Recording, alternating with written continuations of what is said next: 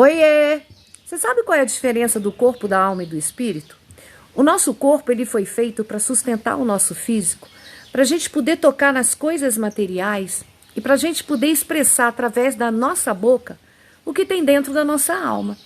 A nossa alma é a nossa mente, vontade, emoção, os nossos desejos, os nossos sentimentos, a nossa identidade, a nossa personalidade terrena, ao qual os nossos pais deram um nome para nós. O nosso espírito tem três partes. É o nosso espírito humano. Ele tem uma consciência, ele tem uma comunhão e ele tem uma intuição.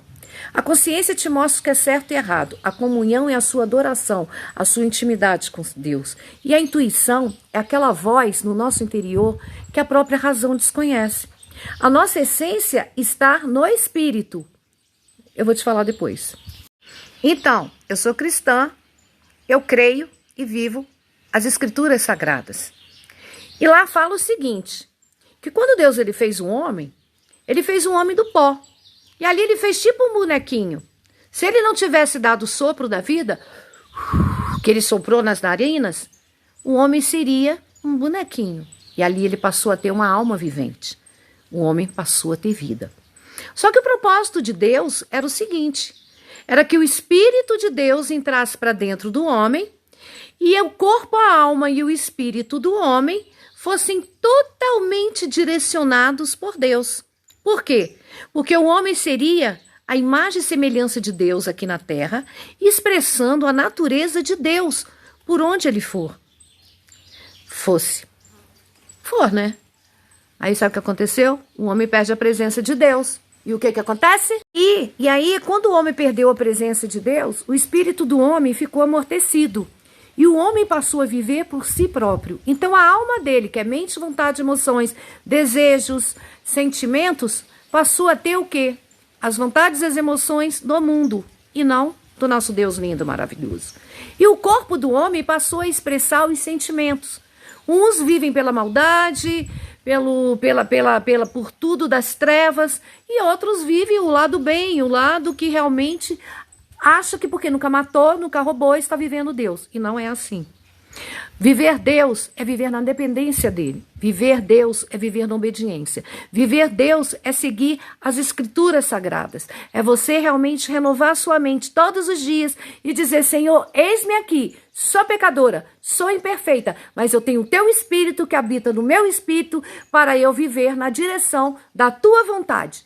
Me ensina, Jesus. Mas Deus, ele é tão lindo, ele é tão precioso que ele manda o filho dele aqui para a terra, que na realidade é ele mesmo aqui na terra.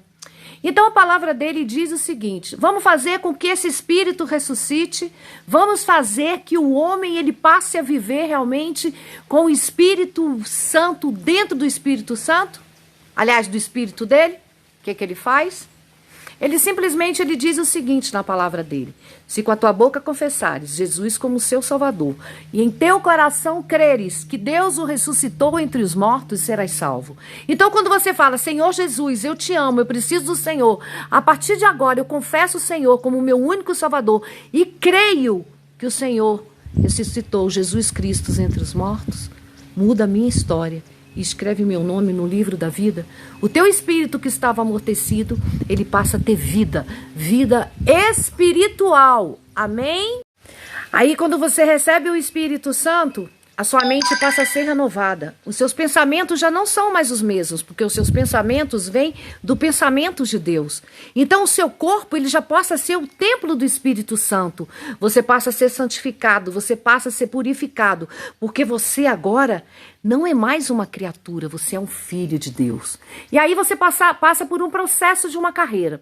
Aí você vai ter que batizar nas águas, você vai ter que sair de criatura e passar a ser filho, aí você vai ter que se reconciliar com Deus, você vai viver uma vida reta, uma vida na obediência. Depois o reino de Deus, na hora que você confessa, ele já passa a habitar dentro de você. O reino de Deus não está fora, ele está dentro. Aí vem o reino dos céus, que é aquele que você está caminhando para a eternidade. Gente, é um processo, é uma carreira linda e preciosa. Tem dúvidas?